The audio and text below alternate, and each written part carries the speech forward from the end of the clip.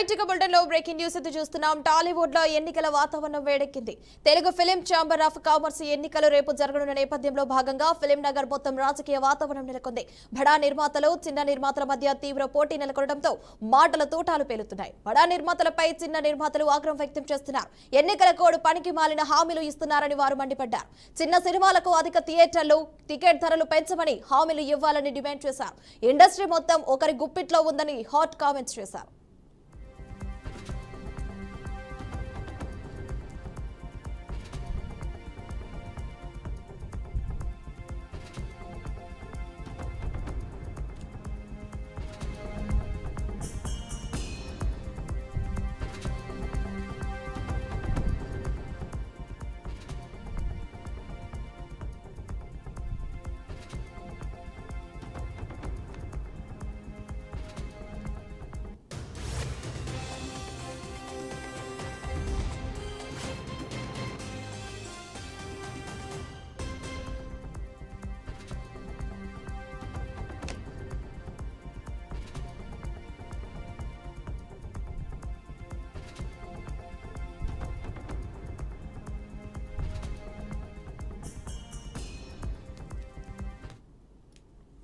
Right ఇక bulletin లో breaking news అయితే చూస్తున్నాం. టాలీవుడ్ లో ఎన్నికల వాతావరణం అయితే వేడెక్కింది. Telugu film chamber of commerce ఎన్నికలు రేపు జరగనున్న నేపథ్యంలో భాగంగా ఫిలిం నగర్ మొత్తం రాజకీయ వాతావరణం నెలకొంది. బడా నిర్మాతలు చిన్న నిర్మాతల మధ్య తీవ్ర పోటీ నెలకొనడంతో మాటల తూటాలు పేలుతున్నాయి. బడా నిర్మాతలపై చిన్న నిర్మాతలు ఆగ్రహం వ్యక్తం చేస్తున్నారు. ఎన్నికల కోసం పనికి మాలిన హామీలు ఇస్తున్నారని వారు మండిపడ్డారు. చిన్న సినిమాలకు అధిక థియేటర్లు టికెట్ ధరలు పెంచమని హామీలు ఇవ్వాలని డిమాండ్ చేశారు. ఇండస్ట్రీ మొత్తం ఒకరు గుప్పిట్లో ఉందని హాట్ కామెంట్స్ చేశారు.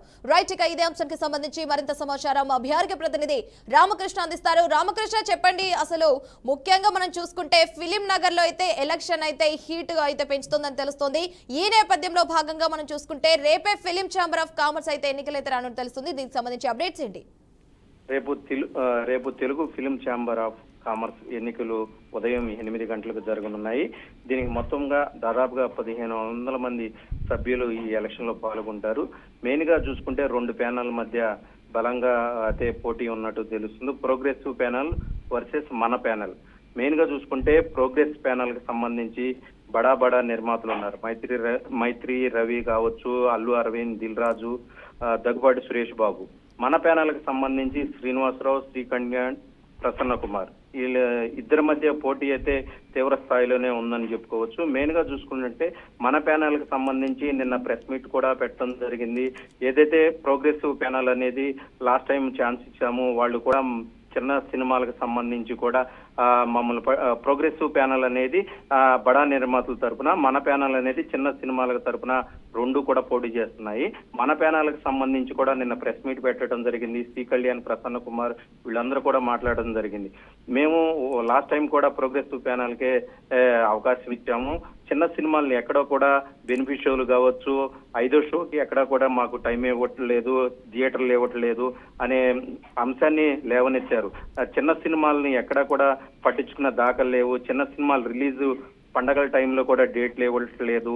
అందుకే మేము పోటీలో ఉండాల్సి వచ్చింది అని చెప్పేసి మన ప్యానల్ సంబంధించిన వాళ్ళు నిన్న ప్రెస్ మీట్ పెట్టి మరీ చెప్పడం జరిగింది. దానికి కౌంటర్ గా ఈ రోజు ప్రోగ్రెస్ ప్యానల్ కి సంబంధించి మైత్రి రవి లాంటి వాళ్ళు కూడా ప్రెస్ మీట్ పెట్టి మరీ చెప్పడం జరిగింది.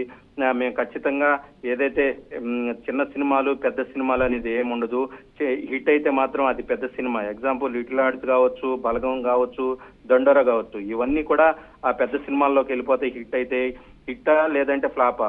హిట్ అయితే మాత్రం పెద్ద సినిమాల్లోకి వెళ్ళిపోతుంది అని ప్రోగ్రెస్ ప్యానల్ కి సంబంధించిన మైత్రిలో ఇలాంటి వాళ్ళు కూడా చెప్పడం జరిగింది. మొత్తం కూడా ఓవరాల్ గా చూసుకుంటే వన్ సైడ్ అయితే ఖచ్చితంగా లేదు.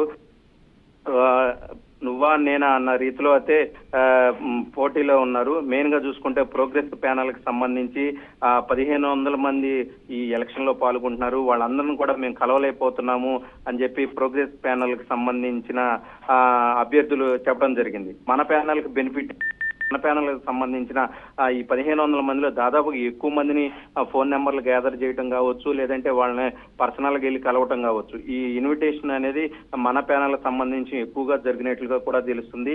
వీళ్ళు మైత్రి రవి కావచ్చు, అల్లు అరవింద్ వీళ్ళంతా కూడా చెప్పేది ఏంటంటే, మేము మీడియా ద్వారా చెప్తున్నాము, మేము వాళ్ళందరినీ 1500 మందిని కూడా ఎక్కడా కలవలేకపోయామని ప్రోగ్రెస్ ప్యానల్ కి సంబంధించిన సభ్యులు చెప్పడం జరిగింది. సో మొత్తం మీద చూసుకుంటే మాత్రం వన్ సైడ్ అయితే లేదు. రేపు ఉదయం జరిగే 8 గంటలకు జరుగుతుంది. 8 గంటల నుంచే పోలింగ్ అనేది కూడా ఫిలిం ఛాంబర్ లో మొదలవుతుంది. Right Ramakrishna, thanks for the updates.